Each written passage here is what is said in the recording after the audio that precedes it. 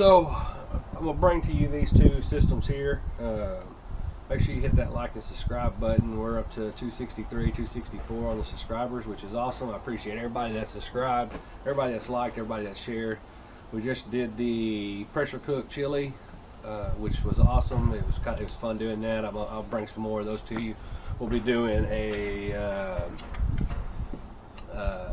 deer tenderloin that I like to cook, so make sure you keep an eye out for that. And like I said, hit that like and subscribe button, turn on those bell notifications, leave a comment below of anything you might want to see in the future. We're about, see, this is the second week in November. The rut is starting to kick off pretty hard here in Arkansas.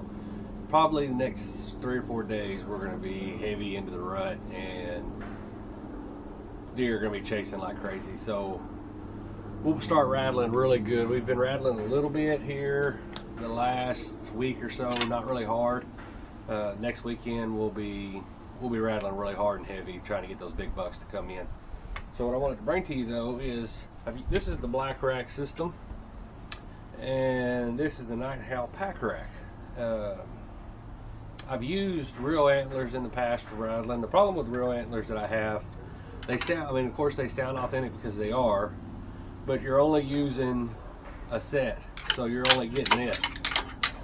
The problem with that is when you have 2 bucks fighting, is each buck has a set of antlers, so you don't. To me, you don't get that really good authentic fight.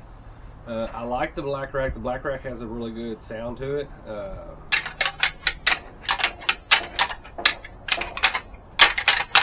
I mean, it sounds really good. The problem with the blackrack that I have is it does take up a lot of room in my bag. I mean, they do stack together, but you do have to, you slide them in your bag. I have just a medium-sized backpack that I carry to the stand with me, and they take up most of the room in the big set part of the bag.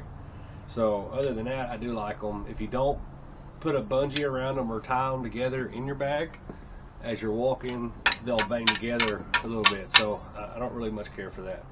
The other issue that I have with the blackrack, or any horns for that matter, is when you're in the deer stand and you start rattling, especially if you're in a climber or a ladder stand or a lock on and you're not in a blind, as soon as you start rattling, you become the hunted in the stand. So those big bucks that are out there, when they hear you rattling, they're going to come check out and see what's going on, who's in my area, who's fighting in my area, and they're going to be on the lookout. And of course, those deer are going to see you well before you see them. So you're up in the stand and you're swinging these racks around, those deer are going to see you. They're going to see that movement before you see them, and they're not going to want to come in.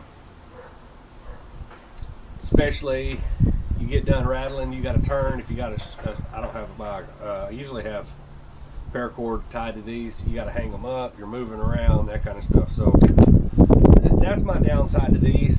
They do have a good sound though, but that's some of the issues that I have with those. So this is the Night Owl packrack. Now, I just picked this up. I've not got a chance to take this out to the stand with me yet.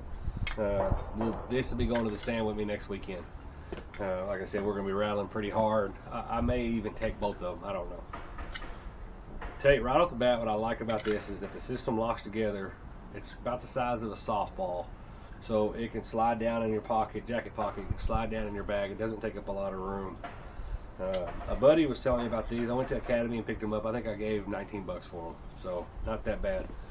It's got 2 chambers on the back side of these, so you can cup your hands over the top of them and control how loud you want it, how muffled you want the sound as you're working the system.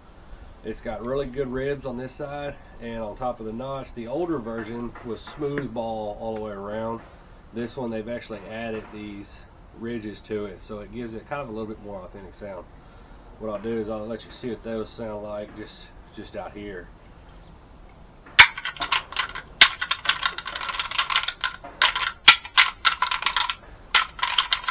And if I want it to get louder, I can just open these pockets up,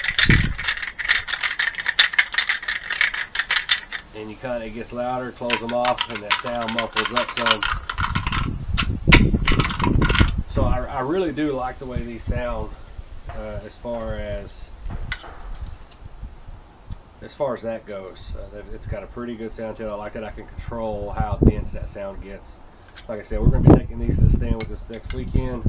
I just wanted to give you a quick update on that and let you know what my thoughts are between with the blackrack and this. Now, I also have a rattle bag. It's in my truck right now. My issue with the rattle bag is you get a really good sound with the rattle bag. I have a lot of buddies that use them. I've used them a lot. My only issue with the rattle bag is when they're in your bag and you're walking, if you don't put a rubber band around them or tie them up, they're going to make noise. So it kind of goes in line with this. I do like a good rattle bag. I keep one in my backpack, but I am going to try this out this weekend. So again, the blackrack sounds good. I like that you'll have 2 full sets. The problem is it does take up a lot of space. There's a lot of movement in the stand, where with the rattle bag or with this packrack, it's all condensed. So while you're in the stand, you could be working it. Just down here, you don't have a whole lot of movement. If you see deer coming in or you get done rattling, you can put them back together and just drop them in your pocket. So that's pretty cool.